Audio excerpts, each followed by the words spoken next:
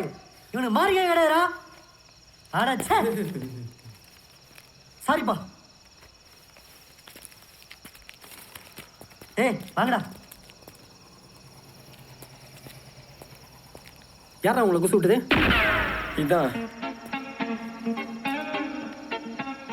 உன்னை அதுக்காகவே சுட்டுருக்கணும்டா. மாட்டாமையா போவ, அப்போ வச்சுக்கிறேன். ஆமாம், அந்த பொண்ணு உட்காந்துச்சு.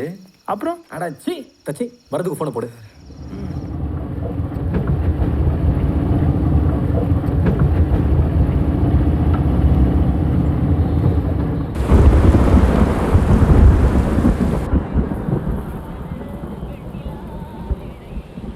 காதலில் மட்டும் ஏன் இத்தனை நடக்கும்? பிரிய போகிறோன்னு தெரிஞ்சு யாராவது காதலிப்பாங்களா? காதலிப்பாங்கன்னு தான் தோணுது.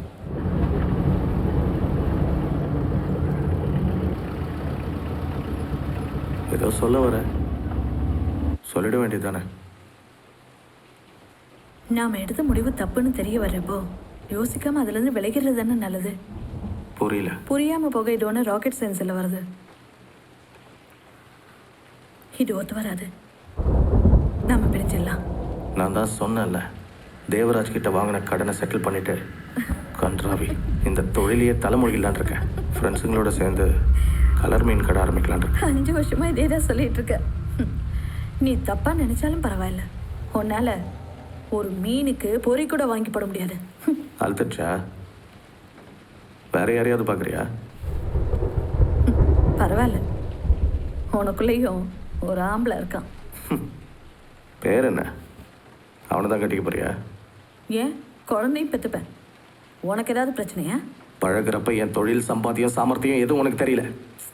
5 வருஷம் பொறுத்து தான் உனக்கு இது தெரியுதா? இப்போ ஏன் கத்துறது எனக்கு பயமா இருக்கு. கத்தல, சாரி, கத்தல.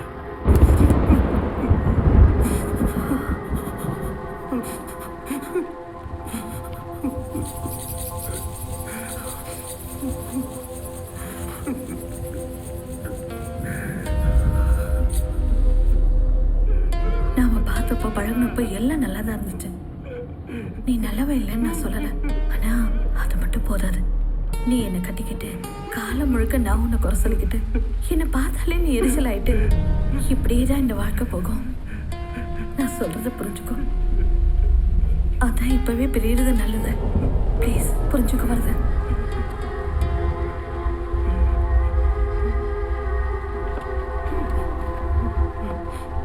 இப்போ என்ன? ஓகே, நம்ம பிரிஞ்சிடலாம். அமைதியாக சொல்லும் அவ்வளோதானே கிட்ட. சரி, பிரிஞ்சிடலாம்.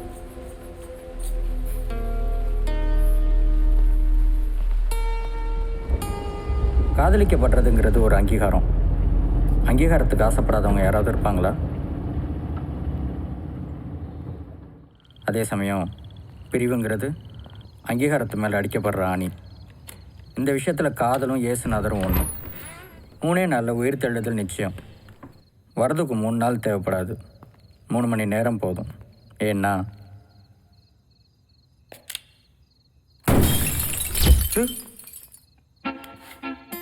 அது சரி, இது ஒன்று தான் குறைச்ச. பொங்கடா. ஹாப்பி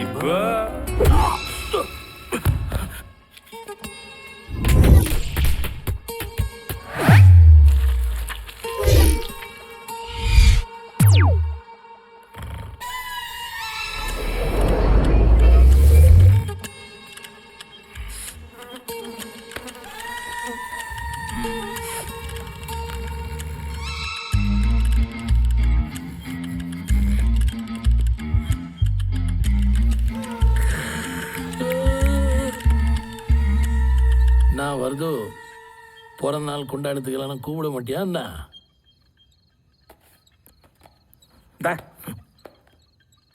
பொட்டியை தூக்கிட்டு வாடானா பொம்பளை ஜட்டியை தூக்கின்னு வர வெக்கமா இல்லை? இதில் பிறந்த நாள் கொண்டாட்டா வேற. ஒரு வேலை, ஒரு பெரிய வேலை கொடு தேவராஜ். உன் கடனை முழுசா அடிச்சிட்றேன். என்ன நம்பு ப்ளீஸ்.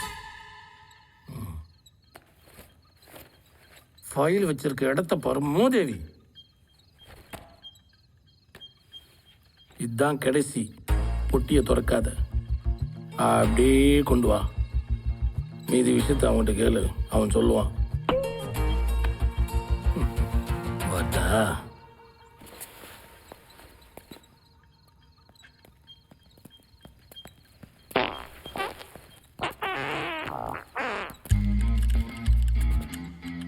கூப்பிட்ட அப்போ ஓகே.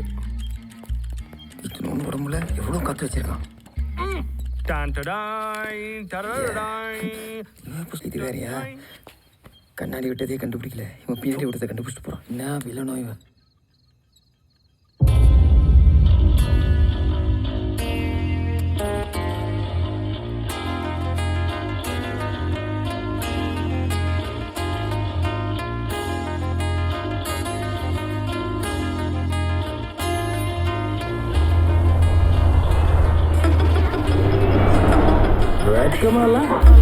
வெக்கமால உன்னால ஒரு மீனுக்கு பொறி கூட வாங்கி போட முடியாது. இதுல பிறந்த நாள் கொண்டாடுற.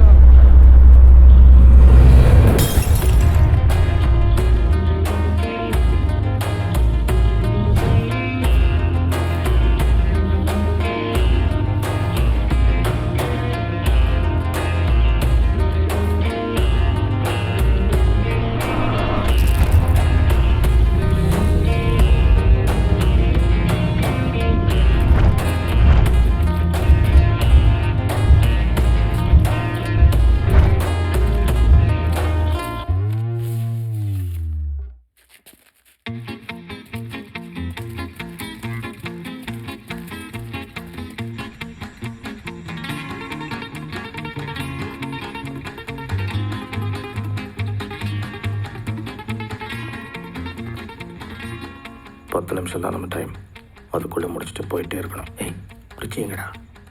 டேய் ரிச்சி, டேய் ஏன்டா கத்துற? பிரசன்ட் சார், கன்று வாங்கி கொடுத்தீங்களே, ஒரு பன் வாங்கி கொடுத்தீங்களா? பசிக்குதுடா.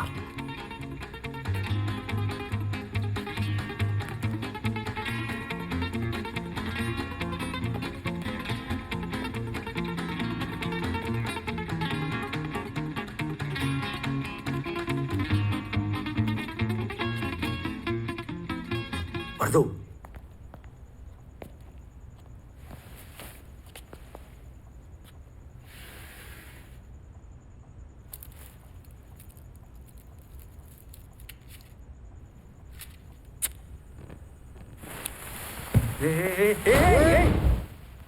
சத்தம் கேட்காதுன்னு சொன்ன.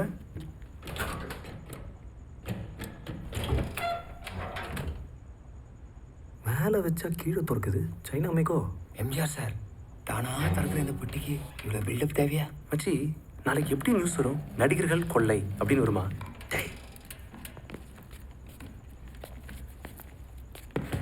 பொட்டியை திறக்காத, அப்படியே கொண்டு வா.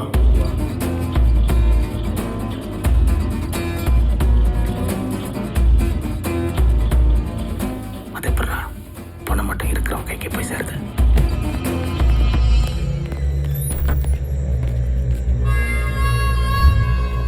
கடைசியாக போலீஸ் தானே வரும், மிலிட்ரி வந்திருக்கு. குறுக்காடா. மச்சி, நான் பின்னாடி ஒளிஞ்சிக்கிட்டு இருக்கேன், என்ன ஆனாலும் நான் வந்துடாத. ஏய், கமலை சுட்டவன சிவாஜி சுட்டார் மச்சி. போட்டானா? வா வா.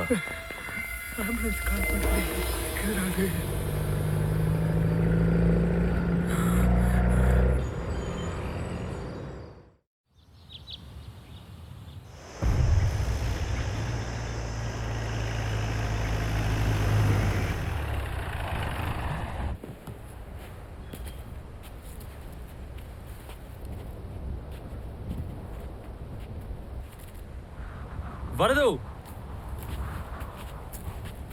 இங்க என்ன பண்றோம்? போலாமே. பொட்டியை தூக்குறதுன்னு முடிவு பண்ணிட்டேன். இதையா? பொட்டியில் எவ்வளோ இருக்கும்னு நினைக்கிறேன்? 1 கோடி ரூபாய்க்கு மேலே தேரும். அப்போ தேவராஜ் 40 வயசாச்சு. இனிமேல் இவ்வளோ பணத்தை என் லைஃப்பில் எப்போ பார்ப்பேன்னு எனக்கே தெரியாது. ஒரு பிறந்த நாளை கூட என்னால் நிம்மதியாக கொண்டாட முடியல. இந்த மசரு காசு இல்லைங்கிறதுனால தானே ஒரு மீனு கூட பொறி வாங்கி தர முடியாதுன்னு சொல்லி என்னை தூக்கி எறிஞ்சு பேசிட்டு போயிட்டா. நல்லா யோசிக்க. முடிவே பண்ணிட்டேன்.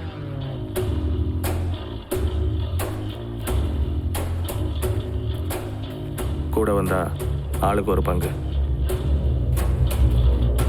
விடுச்சோட். டேய் என்ன விளையாடுறீங்களா? நான் அரசிட்ட கேட்கணும். இது உன் வாழ்க்கை, அவகிட்ட எதுக்கு பர்மிஷன் கேட்கணும்?